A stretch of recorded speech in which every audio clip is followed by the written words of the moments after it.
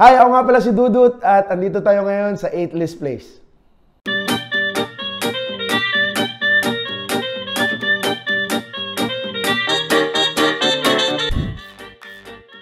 The player is shown a body part belonging to one of his close friends. The player then guesses who the person is based on the body part shown.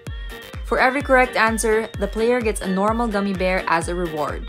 For every wrong answer, the player gets a Bean Boozled candy bean as punishment. Si B. Cortez. Okay, tama. Hirapan nyo naman kahit siguro mga newscaster sa CNN ba? Johnny Boy. Mali! Asawa pala.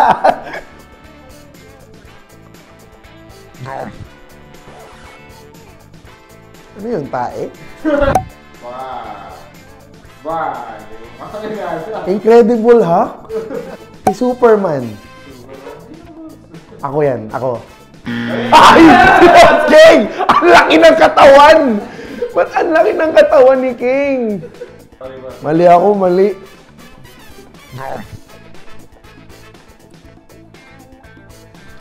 Ayan, toothpaste. Hanga. Andrew E? Mentos? Ay! Kong TV. Okay, tama. Kong NB. Dapat pala Kong NB. Si Kong TV, yes.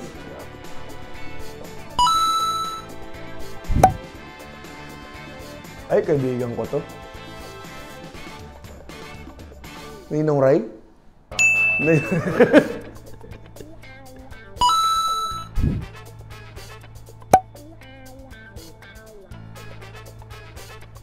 Sino yan? Kaninong kilikili ang maasim na yan? Ako yan? Ay! Ang macho na naman. Ang macho na naman. Ba't wala nang ganyan ngayon? Last year lang yan eh. Bilis ko lang talaga mawala eh pagka ano. Pero pag bumalik yan, mabilis lang ulit. Mabilis lang pabalikin. Eto, iba na to. Si Ninong Bray na to. Si Enigma. Si Enigma pala. Ito. Oo, strawberry. Parang Chaotix. Ah, favorite drink ko yun. Ay, kilala ko yan. Si Boss Toyo. Boss Toyo! Boss Chrissy pala. Si Boss Chrissy. Si ano ba? Si Kubul pala yan. Hindi kaya expired na to? Parang hindi naman ganito yung mga flavor ng ano ah. Kilala ko yan. Hala, parang iba, parang artista na to. Chrissy Achino pa rin? Ay! Ang ganda naman ng profile na yun ni Pat. Oo. Ang ganda ni Pat nung sobrang profile. Si Pat pala yan, okay. Ang baho na ng hininga ko. Ito, adobo? Ba't iba na yung mga lasa? Ah, Johnny Boy.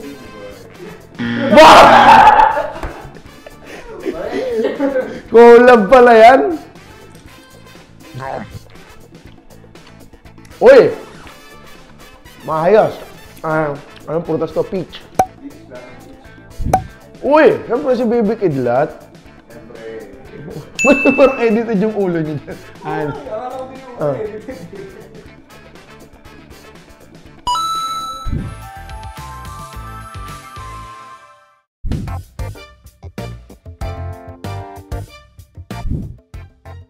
Dudut yung nickname ko, sabi lang ng magulang ko kasi ano daw. Yun daw yung pinakaunang malinaw na salitang lumabas sa bibig ko. Sabi ko, Dudut. Ganun. Pag baby, Dudut. Actual full name ko. Ako nga pala si Jaime Marino de Guzman. 15 years ago, nagkakilala kami sa isang samahan na tinatawag na YFC. Youth for Christ. Babait ng bata, mga hindi nagmumura. Kaya kami nagkasundo-sundo dahil sa, syempre, sa paniniwala at syempre sa talentong taglay namin. Nasa ano kami? Creatives. Kumbaga, nandun kami sa kami yung gumagawa ng videos, kami yung sumasayaw, kami yung kumakanta, kami yung nagbabanda. Basta kami yung mga papansin at bida-bida ng mga panahon na yun. In-apply namin sa internet. Yun, papansin sa internet. Simula pa pagkabata ko, nasanay na akong magluto. Sa bahay namin, wala kaming magulang, so para makakain, kailangan mong magluto, ganyan. Bukod doon, syempre may mga tropa ka na gusto mong magpasikat ng luto ka rin. Tapos, parang mas nakapagpahilig talaga sa akin yung mga bagay na nagkakaroon kami ng chance tikman, pero hindi namin afford na dalasan.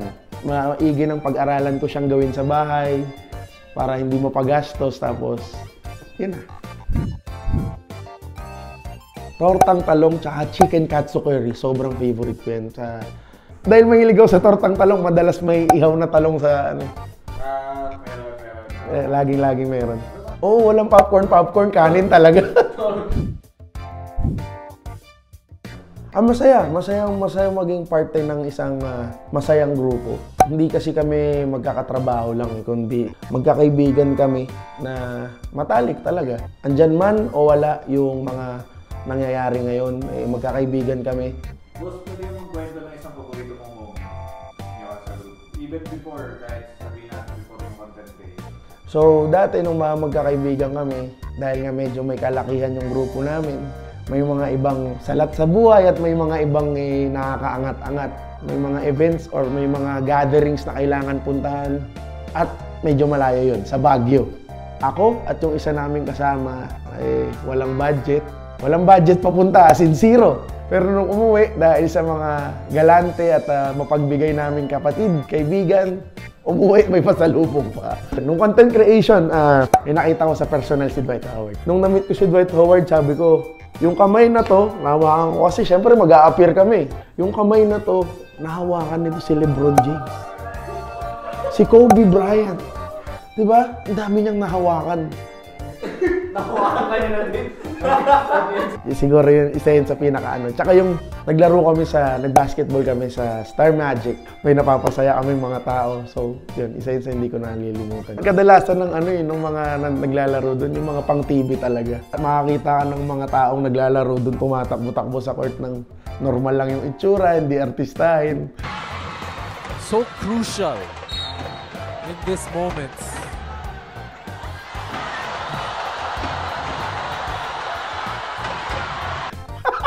Yung basketball na hindi man kataasan yung level pero televised, okay na yun. Di ba sa yung mga lessons na pinakamahalaga na tutunan ko yung content creator? Siguro marami nang nagsasabi nito, pero ang pinakamahalaga talaga yung mahalin at enjoyin mo lang yung ginagawa mo.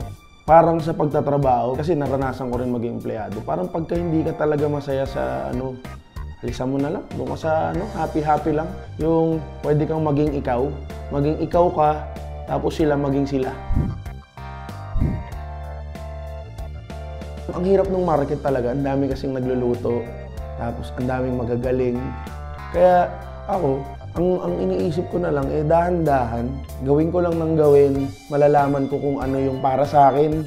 Kasi pag inisip ko ng inisip yung perfect format para sa ginagawa ko, pero hindi ko ini-execute, baka pagka pinilit ko ng pinilit mag-isip, baka walang mangyari. So, gawin ko lang ng gawin hanggang sa makuha ko talaga yung pinaka-perfect format ko. Ayan, sa Facebook, ako nga pala si Dudut lang. Ganon din sa YouTube.